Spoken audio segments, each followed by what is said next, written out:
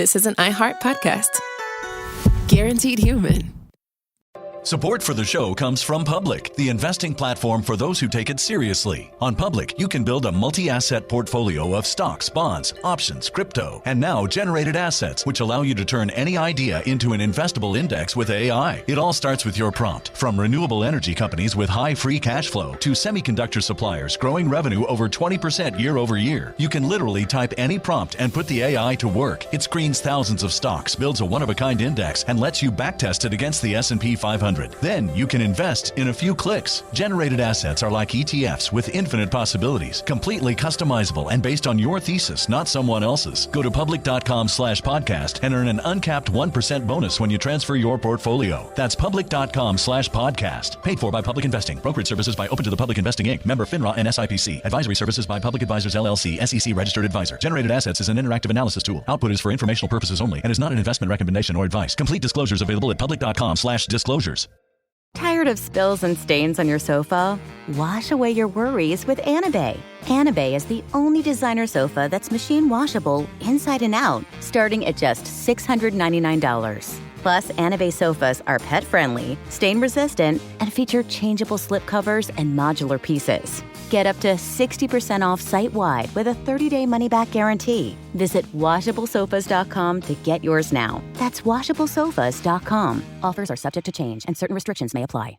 There's a difference between liking a house and actually getting it. Redfin is built to make up that difference and close the gap between finding and owning the home for you. Redfin agents close twice as many deals as other agents. So when you find a home you love, you're not a step behind when it comes to making an offer. That means less watching great homes disappear and more focus on the one you'll call home. Redfin helps turn saved listings into real addresses. Get started at redfin.com. Own the dream. Hey, this is U.S. Olympic gold medalist Tara Davis-Woodhull. And I'm U.S. Paralympic gold medalist Hunter Woodhull. As athletes, our lives are about having a clear path. And a team that you can absolutely trust. So when it came to getting the best mortgage, we chose PennyMac. PennyMac is proud to be the official mortgage provider of Team USA and you. Learn more at pennymac.com. PennyMac Loan Services, LLC, Equal Housing Lender, NMLS ID 35953. Licensed by the Department of Financial Protection and Innovation under the California Residential Mortgage Lending Act. Conditions and restrictions may apply. What's Katy and my Cody's? I'm Robert Evans here with Cody Johnston and Katy Stoll, and this is a special 7-part episode of Behind the Bastards. Hello, how are y'all doing? Good. I'm ready. We're here, we're ready, we're back from vacation. We watched the debates last night. We did. We're all a little bit strung out. We're all a little strung out. Yeah. So let me tell you, let me explain what's going on today. This is a podcast where every week I talk about the worst people in all of history in exhaustive detail. And a couple of months ago, we talked about a particularly shitty person named George Lincoln Rockwell. Yes, we did. And that 3-part episode was to act as a booster for a GoFundMe campaign I had to raise money for conflict journalism. And in exchange for getting funded, I promised to write an audiobook called The War on Everyone, which I have written and which I have read, and by the time this airs will be available on the website if you go to thewaraneveryone.com.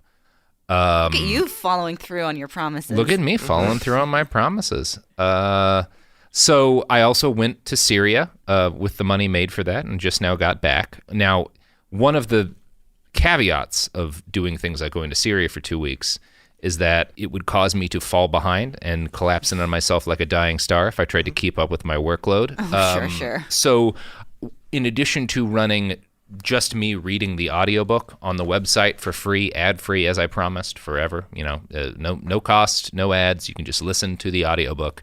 I'm also going to read the audiobook to y'all and have it as a special 2 weeks section of the show because that allows me to both do the trip and not die from overwork. I think it's a wonderful plan. It's a good idea. So thank you both for helping me make this possible and listening to. I just want you to hear how loud this script is. It's hefty. Yeah. It made the whole table shake. 33,000 words. We got a lot to get through. Yeah. It's like, what, 70 pages? 60 Yeah, like 60-something pages. Great. Now, to accompany us, I have, of course, my traditional Sara Lee throwing bagels, but I also have some new throwing equipment. I have some Mott's brand apple juice in a plastic container. I have a metal Starbucks refreshers, and I also have a metal can of LaCroix. I have this mayonnaise in a squeeze tube. I'm very excited to see what happens with that. And I have a partially opened sack of oranges. So, call those clementines. All right. The full drinks make me nervous. yeah, we should all be nervous. A little Gonna bit. Yeah. explode on all this electrical gear. They might. I threw a can of coffee earlier off the air, and it didn't burst. You also threw a knife at Sophie. I threw a knife towards Sophie so she could open something with it. What happened, though? Well, she ran out of the way. And also what happened? What happened to the knife? Well, it opened when it hit the ground. Okay. Do you think maybe it could have opened when it hit her hand if she tried to catch it? No, that's never happened with a knife before. You people... We're not here to shame you. This is calm your down. day. We people. This is your audiobook. I could throw the knife, too. That is a good point, Cody. Thank you. I'm so sorry. Well, what's fun about that is it's going to bounce off these soundboards, and I don't know what will happen then. It's going to be interesting. Everyone protect your eyes. Is that mayonnaise opened yet? Has it been opened? No, it has got been the opened. foil It has on it? been opened. Let's Oh. see if it has the foil on it. Yes. Okay, great. That's what I wanted to So know. should I take the foil That's not off? what I brought it up, and I shouldn't have said anything. Cody hates mayonnaise. I do hate mayonnaise. Why? I mean, look at it. I have inappropriate nicknames for it. The devil's come. Okay, yeah. See? I told you. Well, at some point in this episode, I'm going to lick the bottom of this mayonnaise in a way that will be calculated to make you feel uncomfortable. Thank you. Thank Not you. me, though. I'm fine with it. Not you? No, I know you would. Can I with have all apple kinds juice of when you're cum. done? Maybe. Excuse me. Devils come, angels come. Okay. I don't know. There's a distinctly non-zero chance Whipped that cream, we that's it. will all have Yeah. some of this All right, apple that's fair, juice fair, when fair, I fair, throw Well, it. the apple juice sounds delicious. Thank you. Yeah, I want the apple juice and then maybe one of those refreshers. Or the Yeah, LaCroix. there's more in the fridge. These are for throwing. Okay. Mm-hmm. What do you do with them post throw though? I never think about what happens to things after I throw them. So I could scavenge for those. Potentially, Theoretically, yeah. Theoretically. Okay. Theoretically. Okay. But I'm going to wait to throw them until we get a little bit further into the show today. Pace yourself, Cody. You mean after we've started? Yes, maybe? yes, after we finally started. Vamping for 20 minutes yeah, up top. yeah, well, we had a lot to get through. We did. Yeah, we had to talk about devils come, angels come, all of it. Why would it be angels come, Cody? Nope. I It's said, time I to was start the just saying episode. that I like all kinds of cum. Devils come, angels come. Yes, do I regret it? Absolutely. Yeah, you but, Because said it. now You it's said on it. the internet forever. and there's no way it can be edited out. No, So- you can't edit audio. So, without further ado, Oh. the war on everyone. Oh. Thank you. Thank you for that reaction. Chapter 1, The Eternal Fascist. On November 9th and 10th, 1938, Nazi stormtroopers and party members took to the streets of cities throughout Germany. They burned synagogues, shattered the windows of Jewish-owned buildings, beat and murdered hundreds upon hundreds of Jewish people in the streets. This bloody pogrom is known to history as Kristallnacht, the Night of Broken Glass. It's one of those moments in history so shocking and brutal that it's become stained in our collective consciousness, a single moment of horror forever printed on the human psyche. Adolf Hitler and the other members of the Nazi high command considered Kristallnacht to have been a failure. Rather than being enthused by the violence, the German people were horrified by this outpouring of brutality. World media harshly condemned Hitler's regime, and from their plush offices in Berlin, the Führer and his inner circle began to revise their plans on how to sell anti-Semitic brutality to their people. Joseph Goebbels decided that film was the right medium to help crack this nut. His efforts culminated in the 1940 production, The Eternal Jew. The essential through line of this particularly vile piece of propaganda was the idea that Jewish people were an age-old parasitic force, leeching off their host nations and almost habitually working to undermine and destabilize them. As with most pieces of racist propaganda, The Eternal Jew reveals more about the men who made it than it does about Judaism. There is no eternal Jew. But there might be an eternal fascist. Umberto Eco was probably the first person to really grasp this idea and try to define it. His 1995 essay, Fascism, is still one of the single best pieces of writing on the subject. Now, Eco was an Italian novelist, a literary critic, and a professor. He was born into fascist Italy. In 1942, at the age of 10, he won an award in a provincial competition for young fascists where he gave an elaborate, positive answer to the question, should we die for the glory of Mussolini and the immortal destiny of Italy? I mean, that is a good question. I ask myself that every day. Is it a good question for a 10-year-old? Yeah. Right. Should we die for the glory of Mussolini? No. You're not going to get an award. Oh, it's succinct. Yeah. Right. Yeah, no is succinct. No. Yeah. Now, Eco came to hate fascism slightly later in life, and he came to also love the partisans and rebels who fought back against Benito Mussolini's regime. As he grew older and began to analyze his world and the history behind the war that had torn apart his childhood, Eco found himself drawn again and again to a single question. What is a fascist? Now, that's not an easy question to answer. Most dictionary definitions you will find for the word fascism leave rather a lot to be desired. Here's Merriam-Webster's definition. A political philosophy, movement, or regime, such as that of the fascisti, that exalts nation and often race above the individual and that stands for a centralized autocratic government headed by a dictatorial leader, severe economic and social regimentation, and a forcible suppression of opposition. Now, that works for the Nazis, but it does for, Mao, too. Yeah. Every dictator. It works for a lot of people. It's a very frustrating definition. Yeah. It requires, the end to be what is happening. Yeah. I encounter that so frustratingly much on the internet. It's not. Yeah. They're not doing this. Yeah. So, that's not how it works. Yeah. So does that mean that the Nazi brown shirts weren't fascists because there wasn't a regime? Yeah. Right. Pinpoint the different stages. Yeah, where they're fascists in Germany in the 20s are not. What do you? Yeah. Yeah. It's like picking an endpoint, and it's just you could apply that to Stalin, and if the same definition of fascism applies to Stalin and Hitler, I don't think it's a good definition of fascism. It's real bad. Also, people just generally sort of they switch the word fascist with authoritarian, and that's what they think it is. Mm-hmm. Yeah, and no, it's fascism is authoritarian, but authoritarianism isn't fascism, and it's a square rhombus kind of deal. It's very frustrating. Yeah, and I think one of the reasons that definition is so frustrating to me is that it equates fascism to every other system that ends with dictators and stuff, you said, with authoritarianism. And I think one of the things that it leaves out that's most important about fascism is that fascism isn't just a system that involves dictators. It's a system that arises out of and murders democracies. Right. That's where fascism tends to come from, is it kills republics. Right, it's a frustration with democracy. It's frustrating with a lot of things. It's a reaction to a lot of things. But. It's a reaction to a lot of things, but specifically, it most other dictatorships come from another kind of dictatorship. We got the USSR out of the czars, and neither government was good. As opposed to we got the Nazis out of it's a republic, the Weimar Republic. Yeah, that's why a lot of what.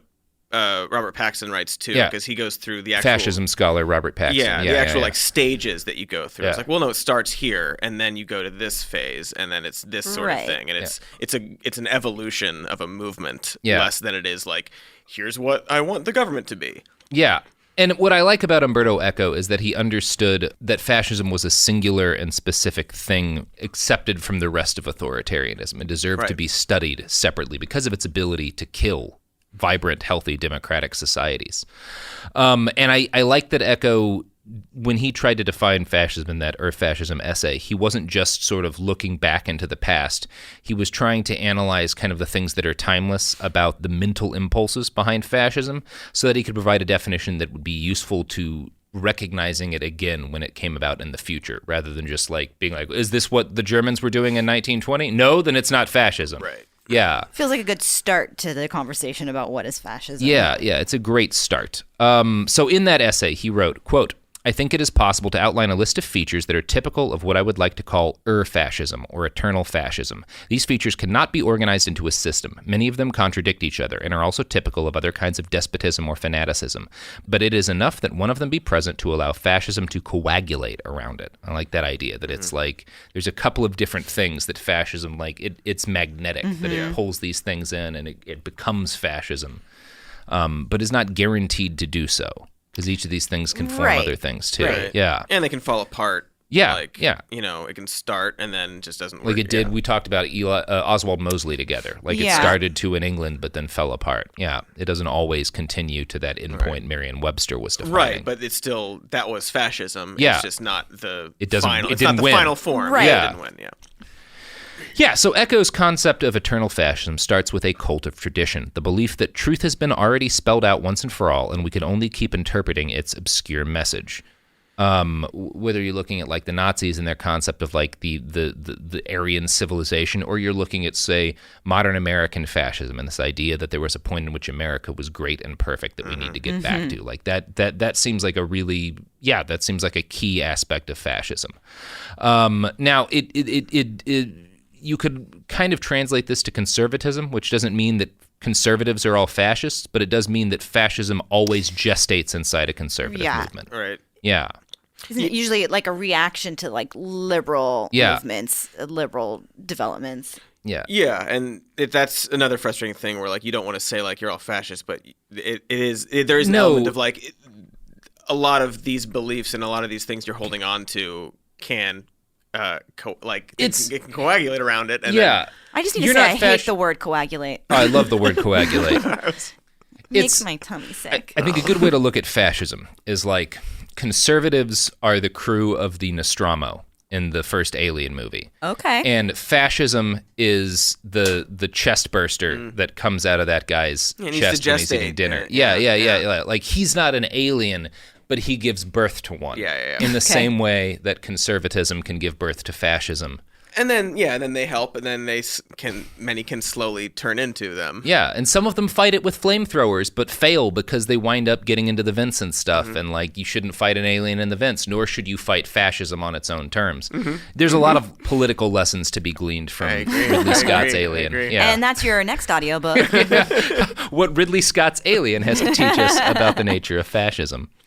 So the next thing that Echo stated as sort of like a key to fascism, or as like a piece of fascism, is a rejection of modernism, particularly a rejection of modern depravity. As traditionally marginalized and oppressed groups stand up for human rights in modern societies, fascists will inevitably seek to reverse these trends. The first books the Nazis burned were Magnus Hirschfeld's Library of Research on Transgender Individuals. Hatred of trans men and women is still a central unifying tenet of modern fascism. And then there's the cult of action for action's sake, expressed as a worship of the soldier, of the man with a gun in his hand, willing to do violence at a moment's notice. For fascists, according to Echo, thinking is a form of emasculation. Great line. Yeah. Thinking is a form of emasculation. Yeah. Thinking too long about something is like, it's unmanly. Yeah, you just got to do it. You just got to take action. Yeah. Now, Echo also recognized a rejection of criticism and disagreement as central to fascism. Quote, the critical spirit makes distinctions, and to distinguish is a sign of modernism. Now, I find this interesting because in our modern era, 8chan's Pol Board is one of the largest gathering places for neo-Nazis on the internet. It's the community that spawned both the Christchurch massacre and the Poway synagogue shooting. It was formed as a direct result of Gamergate, and Gamergate was, of course, a reactionary movement inspired by rage at video game critics and reviewers. And women. Primarily female video game critics and reviewers. We're talking about sexism issues. Yeah, well, they all had it coming, so... Yeah, I find it interesting that back in like the 1990s, Echo, looking back at the past, determines that like it's a rejection of criticism. And then where do we see this modern movement first really start to bubble up in a meaningful way? It's 2014 in Gamergate. Yeah. That's the precursor to the Trump campaign in a lot of ways. It definitely has a lot of the same shades there. Yeah, really interesting to me. And part of why I think Echo's analysis is so good, because you can look forward from the analysis and see that he really nailed some things that happened Most later. Everything he says in that is like, oh, yep. Yeah. Fuck. Fuck. Yeah. So, racism and hatred of diversity, exploitation of the natural fear of differences, these are the other characteristics of Ur-fascism. Echo recognized Ur-fascism as derived from social frustration, generally rising out of an appeal to a frustrated middle class, a class suffering from economic crisis or feelings of political humiliation, and frightened by the pressure of lower social groups. You could translate that in America as fear of white people and the disappearing white middle class, of what is reality, just like growing equality of lower other colored social groups, but looks like losing ground. Yeah, it's if you, this sort of self-victimization kind of. Yeah. Like viewing yourself as a victim when that's actually not quite. Seems like everywhere all the time would be ripe for fascism because to, hit on every those. complex society, I think, is. Yeah. Okay. There's diversity and democracy and things like that. And just always... like, a manipulation of these innate human-based fears. Yeah. A complex free society is never more than about 4 years away from fascism. Yeah. I think America's especially unique too, just because of our claimed drive for like multiculturalism and we're a country of immigrants, all that kind of talk. It's easy to exploit. And blame. Yeah, and it's like part of the appeal of fascism is that in times of growing inequality, it promises all of its members a type of equality, which is like we're all members of this nation, right? Yeah. That's like great, even though like we may occupy very different places within this nation. Like we can all feel superior to everyone else because this is the best nation, right? A place where the best people. Yeah. I'm a winner. I'm one of the winners in this world. Because you're here, you're a winner too. It's more like class collaboration. Than class conflict. Yeah. That's kind of key. Now, fascism, of course, requires an absolute rejection of pacifism, since life is lived for struggle. War is permanent under fascism. We see this translated in our modern fascist movements in an obsession with the tools and aesthetics of war, black and camo and tactical everything. Earlier on the day I wrote this, I was browsing Twitter, and I came across a photo of someone's bug-out bag. He wrote in the Twitter post, "How's this for a bug-out boogaloo setup?" Now, if you aren't aware, boogaloo is a far-right term for the Civil War that they believe is coming, as in Civil War II electric boogaloo. Now, this fellow's emergency preparedness kit for boogaloo contained no food, no water, no medical supplies. His gas mask did not have actual filters with it, but he did have an AR-15 rifle, a 12-gauge shotgun, a Glock sidearm with a 30-round magazine, and a 44 Magnum revolver, along with a tomahawk axe, a throwing knife, stylish green body armor, the same shade as his tactical backpack and helmet. His artillery. Yeah. 30 pounds of weapons and no food. He's just hyper machismo, like gamer dorks. Yeah. God, he's going to be able to shoot his food, you guys. Yeah, there were a lot of veterans being like, so you brought 4 different calibers of weapon? Yeah, that's really unreal. Yeah. Are you planning on losing a lot of them? Yeah. Yeah. And are you planning on like carrying different ammo for all those different guns? Yeah. Very dumb. Yeah, I'm ready. Yeah. But seeing this post brought to mind what Echo wrote about the fascist Armageddon complex. Quote, "Since enemies have to be defeated, there must be a final battle, after which the movement will have control of the world. But such a final solution implies a further era of peace, a golden age, which contradicts the principle of permanent war. No fascist leader has ever succeeded in solving this predicament." Which is, because they all get murdered or kill themselves. It all kind of doesn't work out very well. Because it's a death cult. Yeah. Interesting that it's the constant warfare is interesting too to me, just because of the United States being very unique to that, and just like maybe 2 years of its entire existence it's not been at war. Maybe. I mean, we had the 90s. We didn't get involved in much war in the 90s. But there was still war. There was a couple of little ones.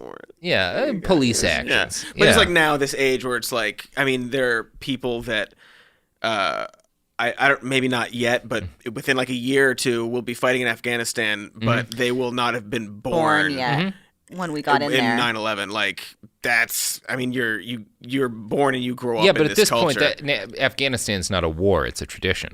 Well, exactly. Yeah, exactly. It does. It's weird how it starts to not. I mean, it feels like a war, but it doesn't feel like a war.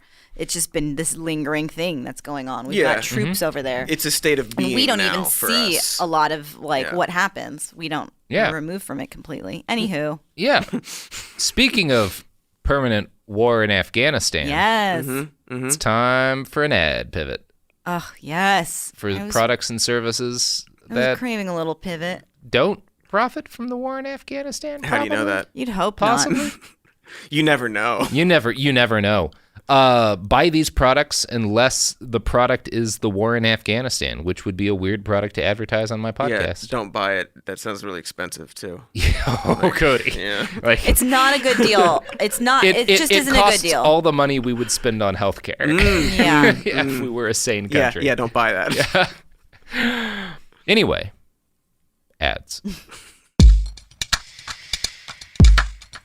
Support for the show comes from Public, the investing platform for those who take it seriously. On Public, you can build a multi-asset portfolio of stocks, bonds, options, crypto, and now generated assets, which allow you to turn any idea into an investable index with AI. It all starts with your prompt. From renewable energy companies with high free cash flow to semiconductor suppliers growing revenue over 20% year over year, you can literally type any prompt and put the AI to work. It screens thousands of stocks, builds a one-of-a-kind index, and lets you backtest it against the S&P 500. Then you can invest in a few clicks. Generated assets are like ETFs with infinite possibilities, completely customizable and based on your thesis, not someone else's. Go to public.com/podcast and earn an uncapped 1% bonus when you transfer your portfolio. That's public.com/podcast. Paid for by Public Investing. Brokerage services by Open to the Public Investing Inc. Member FINRA and SIPC. Advisory services by Public Advisors LLC, SEC registered advisor. Generated assets is an interactive analysis tool. Output is for informational purposes only and is not an investment recommendation or advice. Complete disclosures available at public.com/disclosures. Tired of spills and stains on your sofa? Wash away your worries with Anabay. Anabay is the only machine washable sofa inside and out, where designer quality meets budget-friendly prices. That's right, sofas start at just $699. Enjoy a no-risk experience with pet-friendly, stain-resistant, and changeable slip covers made with performance fabric.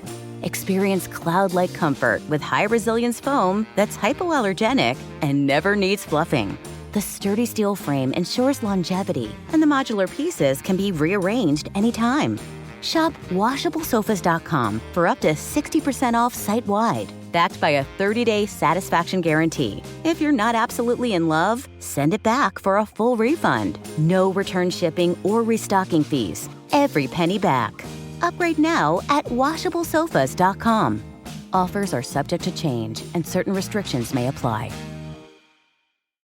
Hey, this is U.S. Olympic gold medalist Tara Davis-Woodhull. And I'm U.S. Paralympic gold medalist Hunter Woodhull. As athletes, our lives are about having a clear path. And a team that you can absolutely trust. So when it came to getting the best mortgage, we chose PennyMac. PennyMac is proud to be the official mortgage provider of Team USA and you. Learn more at pennymac.com. PennyMac Loan Services, LLC, Equal Housing Lender, NMLS ID 35953. Licensed by the Department of Financial Protection and Innovation under the California Residential Mortgage Lending Act. Conditions and restrictions may apply. Let's talk about modern home shopping. It's sort of become a fun side hobby, right? Scrolling listings at night, dreaming about kitchens you've never seen, or backyards you haven't even stepped foot in, all from the comfort of pretty much anywhere.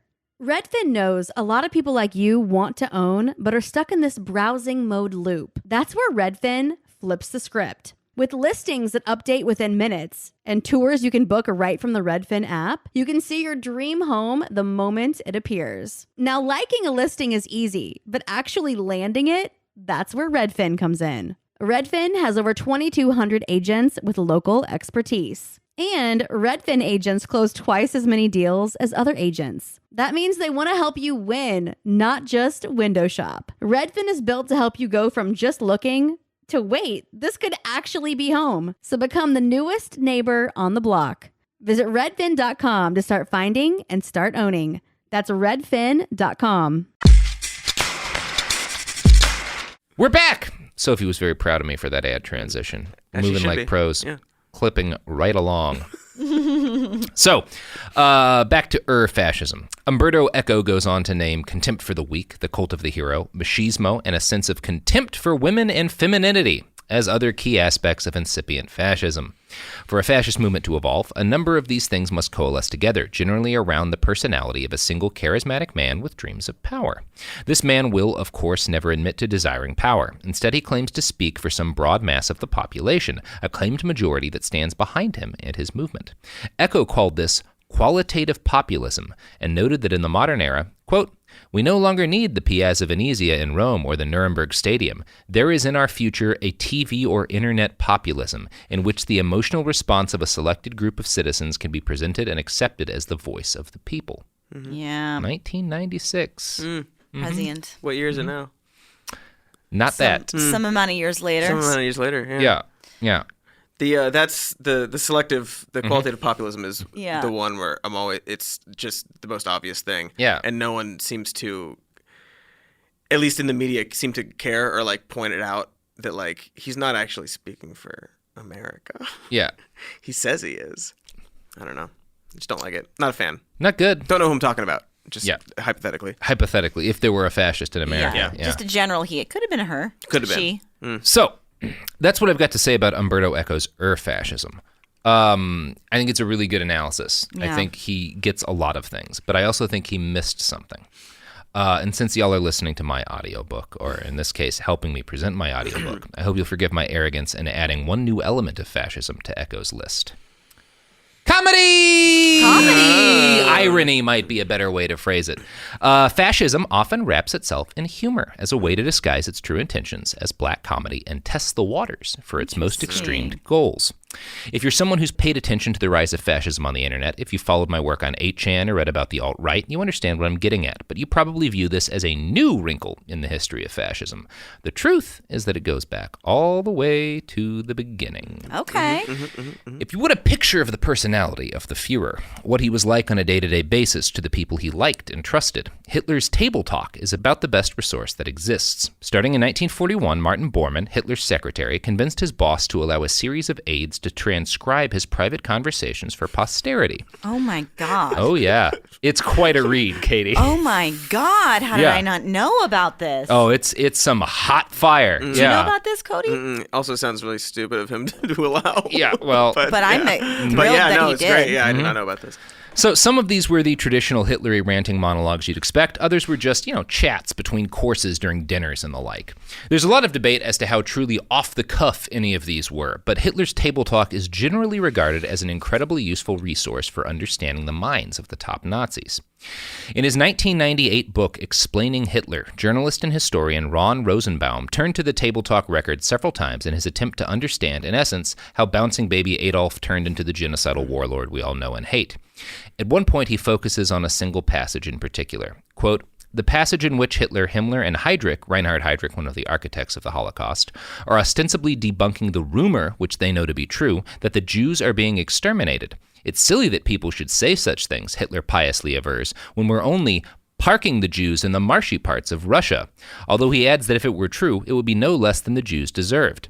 It seems to me a transparent charade in which the three architects of the final solution were becoming the first Holocaust deniers, the first revisionists, so to speak, and doing so in a particularly repulsive winking and nodding way. So Rosenbaum brought his theory to another scholar, a fellow named Lang, who agreed that this was probably evidence of Hitler and company concealing their crimes via humor, both to keep explicit discussion out of the historic record and so that those in the know could laughingly revel in their crapulence. Lang said, "The inventiveness seems to me in some ways to really come to the heart of the matter, even though it's subtler than the brutality. Primo Levi used the phrase needless violence, which is not quite what I'm saying. It's the element of gratuitousness, but it's more than the gratuitousness. There seems to be this imaginative protraction, elaboration that one finds best exemplified in art forms in which in art we usually take to be indicative of a consciousness, an artistic consciousness, of an overall design." Now, this is interesting to me because one of the things that you find when you really browse through a lot of 8chan conversations is a lot of joking talk about how the CIA or the FBI carried out these false flag attacks, which if you just read it straight, you could see as people like legitimately thinking that there was a conspiracy to slander their website. But I think the more I read, none of these people really believe in that. It's part of the joke. Like they're joking that like these massacres were carried out by like a state agency to slander a fascist website. Right. But like, as opposed to people that they agree with and are glad. Yeah, and are happy that they're doing it. Yeah. So for Nazis and their modern descendants, shittiness is a form of art. It's never enough to gain power or even to hurt or kill your rivals. These people's ultimate goal is to shift the nature of reality itself to be further in line with their own narcissistic beliefs. And irony is a powerful tool for achieving that. Lang goes on. Brutality is straightforward. It's not imaginative. This isn't just brute strength. It seems to me that there is a sense of irony constantly. The sign over the entrance gate to Auschwitz, Arbeit macht frei. Work will make you free. It's like a joke. It is a joke. The orchestra playing as these people go out to work. Support for the show comes from Public, the investing platform for those who take it seriously. On Public, you can build a multi-asset portfolio of stocks, bonds, options, crypto, and now generated assets, which allow you to turn any idea into an investable index with AI. It all starts with your prompt. From renewable energy companies with high free cash flow to semiconductor suppliers growing revenue over 20% year over year, you can literally type any prompt and put the AI to work. It screens thousands of stocks, builds a one-of-a-kind index, and lets you backtest it against the S&P 500. Then you can invest in a few clicks. Generated assets are like ETFs with infinite possibilities, completely customizable and based on your thesis, not someone else's. Go to public.com/podcast and earn an uncapped 1% bonus when you transfer your portfolio. That's public.com/podcast. Paid for by Public Investing. Brokerage services by Open to the Public Investing Inc. Member FINRA and SIPC. Advisory services by Public Advisors LLC, SEC registered advisor. Generated assets is an interactive analysis tool. Output is for informational purposes only and is not an investment recommendation or advice. Complete disclosures available at public.com/disclosures. Sink into affordable luxury. Anabay is the only machine washable sofa, inside and out. With stain-resistant slip covers and a cloud-like frame duvet, everything goes right in the wash. Plus, the modular design lets you change the look of your space anytime. Visit washablesofas.com to upgrade your home. Shop up to 60% off site-wide, with sofas starting at just $699 and a 30-day money-back guarantee. Shop now at washablesofas.com. Offers are subject to change, and certain restrictions may apply. Hey, this is U.S. Olympic gold medalist Tara Davis-Woodhull. And I'm U.S. Paralympic gold medalist Hunter Woodhull. As athletes, our lives are about having a clear path. And a team that you can absolutely trust. So when it came to getting the best mortgage, we chose PennyMac. PennyMac is proud to be the official mortgage provider of Team USA and you. Learn more at pennymac.com. PennyMac Loan Services, LLC, Equal Housing Lender, NMLS ID 35953. Licensed by the Department of Financial Protection and Innovation under the California Residential Mortgage Lending Act. Conditions and restrictions may apply. Let's talk about modern home shopping. It's sort of become a fun side hobby, right? Scrolling listings at night, dreaming about kitchens you've never seen, or backyards you haven't even stepped foot in, all from the comfort of pretty much anywhere. Redfin knows a lot of people like you want to own, but are stuck in this browsing mode loop. That's where Redfin flips the script. With listings that update within minutes and tours you can book right from the Redfin app, you can see your dream home the moment it appears. Now, liking a listing is easy, but actually landing it, that's where Redfin comes in. Redfin has over 2,200 agents with local expertise. And Redfin agents close twice as many deals as other agents. That means they want to help you win, not just window shop. Redfin is built to help you go from just looking to wait, this could actually be home. So become the newest neighbor on the block. Visit redfin.com to start finding and start owning. That's redfin.com.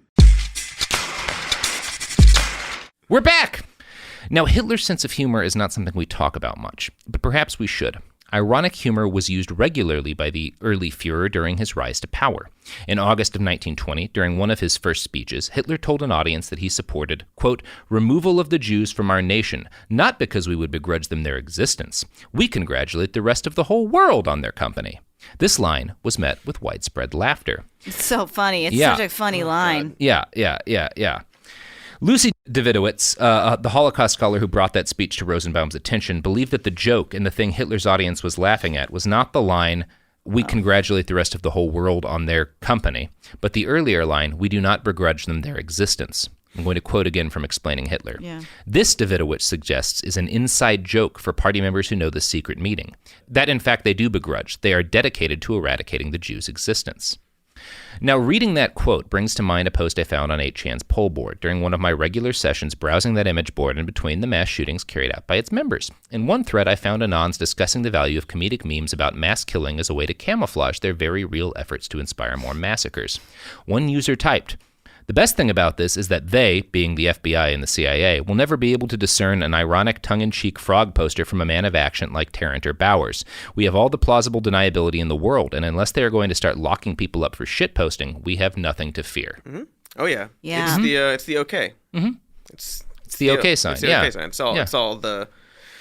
It's also an illustration of how bad their sense of humor is. Yeah. I mean, these aren't jokes. Yeah. What are you doing? Just doing a bunch of okay signs. Yeah. Sophie is signaling her membership in the far right. Delightedly, might I add. Yeah, delightedly.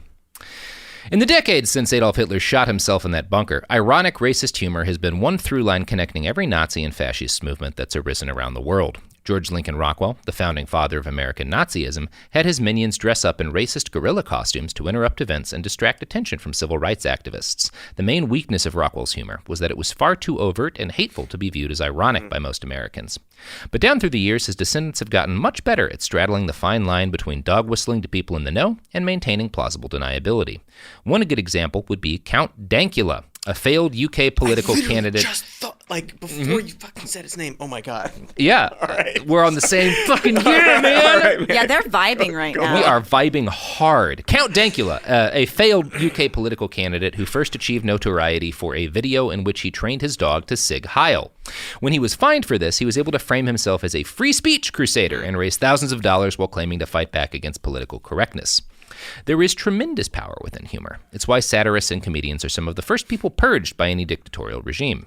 It's why nothing is more important to fascists than to look cool and serious and powerful. Getting hit by a milkshake is worse for a Nazi than getting hit by a brick. Blood looks cool. Milkshakes look like milkshakes.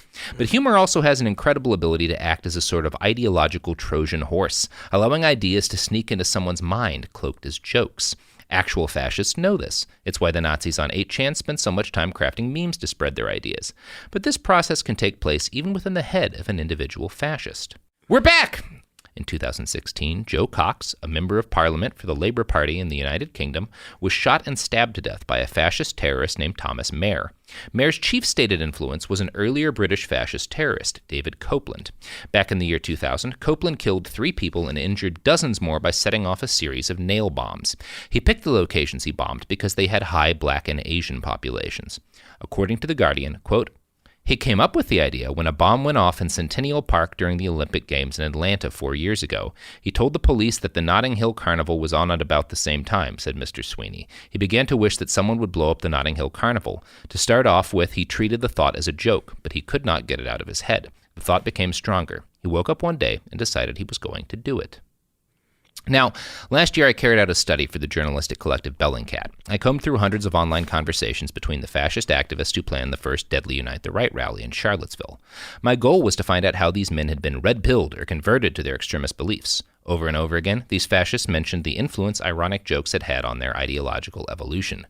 One conversation stands out in particular to me. In it, one fascist recalled how his first red pill came during an argument over an anti-Semitic joke he saw posted to Facebook. The joke spawned an argument and, quote, "Then I saw people negging Jews, so I joined in as a meme first off. Then all of a sudden, it stopped being a meme."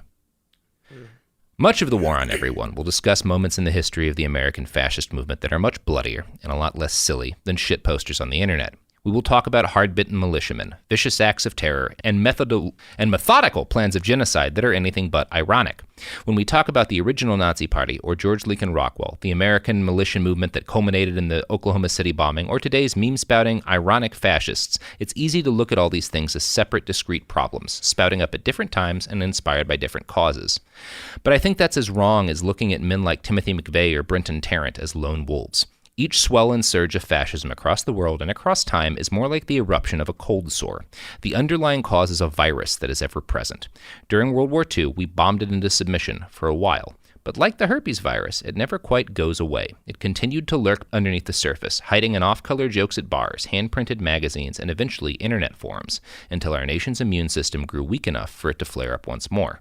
It's anyone's guess what happens next.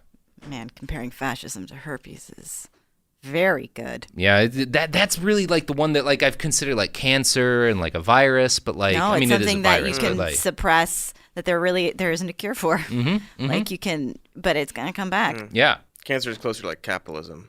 Yeah, it has to keep growing and growing and growing and growing, and otherwise it'll Yeah. So that's chapter 1. I feel like I should sign off by throwing one of these cans. Does anyone have a preference as to what I throw first? Mayonnaise. Mayonnaise? Yeah! He did it! He did it. Almost hit Katy. Cody. It almost hit Cody. Would have been bad. Well, it was a real bounce. It didn't explode. It's fine. It didn't explode. Cody says he hates mayonnaise, but he was secretly hoping that devil's cum would come for I him. despise it. Katie's lying. That would have been like Satan ejaculating on the back of his head. I was hoping that too, that it would just burst. Yeah, I was really hoping. I guess that's like the best place for it to happen. Yeah. Back of my head. Unless like it's acidic, starts burning my scalp, and then I die. Cody, if you had a bunch of mayonnaise in the back of your head, you would be mad for days. I would be mad for days. It's true. I would leave. I would leave here. He would never stop obsessing about it. He'd be asking, "Do I smell like mayonnaise? Is there still some mayonnaise in my?" It feels greasy. I just feel like it's greasy. I'm gonna go wash my hands again, even though it didn't touch my hands. We have a washing machine here. You could just do the next episode or two naked inside the washing machine. Well, no, of course not. He would just go take a bath. Your clothes would be in the washing machine. I feel like I would have to go in the washing machine to take care of it. My first cat died in the washing machine. Oh. Whoa. Made this too real, didn't I? Fuck fascism. I thought of that when it's true. In the episode that airs Tuesday, we do that cat segment, and one of the cats survived in the washing machine. I was like, oh, Katy's cat didn't. Yeah. That's heartbreaking. Yeah. Anywho. They love the clothes. Yeah, actually, and I'm misremembering. It was the dryer. Still just as bad. Oh, way worse. Way worse? Okay, yeah. He thought it was cozy. Sophie is horrified right now. Her name was Barbie. I wasn't creative. I was 3 or 4. Anyway, oof. I don't have damage. Yeah, you're fine. Speaking of damage, y'all want to plug your Hell yeah. Oh, goodness. Oh, we're already there. Yeah. You know what? We got a Patreon. Some more news. Patreon.com/more news. Patreon.com/some more news. I'm out of practice. We got a podcast called Even More News. We got a YouTube show called Some More News. That's the name of the Twitter account also. Yeah, and I'm Katy Stoll on Twitter. I'm Dr. Mr. Cody on Twitter. Can't change it now. No, we but can't. It's DRMISTERCODY. Basically just used his AIM screen name, didn't you? Pretty much. That was my my blogging name when I wrote for Cracked. That's my column. It's Dr. Mr. Blog with Dr. Mr. Cody. Mm-hmm. Yeah. I remember that. Yeah. Back in the day. Well, I'm not going to plug anything at the end of this, and I'm going to stare at Sophie while I talk about my refusal to plug anything, because I think it's going to get old if I plug everything at the end of every one of these episodes. Sophie's walking over to me now. She's furious. I can see the rage. She's more like she's shuffling. She's laughing. Like the printing of a book. Oh, nope. She's just here to pause it. So this episode's done. There's another fucking 6 ones to come, so strap in. Fucking plug stuff. What do I plug, Sophie? T-shirts? Buy a T-shirt? Anyone's T-shirt? Oh, we got T-shirts too. We've got a store now. We got a store now too. Oh, you guys want to plug your store? T something. It's a T Public store. Yeah, if you go to our Twitter, I believe the pinned tweet has the link to our store. Great. Excellent. We also have a T Public store. You know, go to our website, behindthebastards.com for footnotes, and also to go to our merch store. We have shirts. We have... No comment. Wow, you're fired. Well, this is the end of the podcast, but, follow at BastardsPod on the Twinstagram. Yeah, it's T Public. It's T Public. I was right. It's T Public. So you were right. We've all of us have been traveling and gone, and we're easing back into it. We're easing back into it. It's going to be a machine by the end. Oof, a sleeping machine. It really is. Yeah. A machine.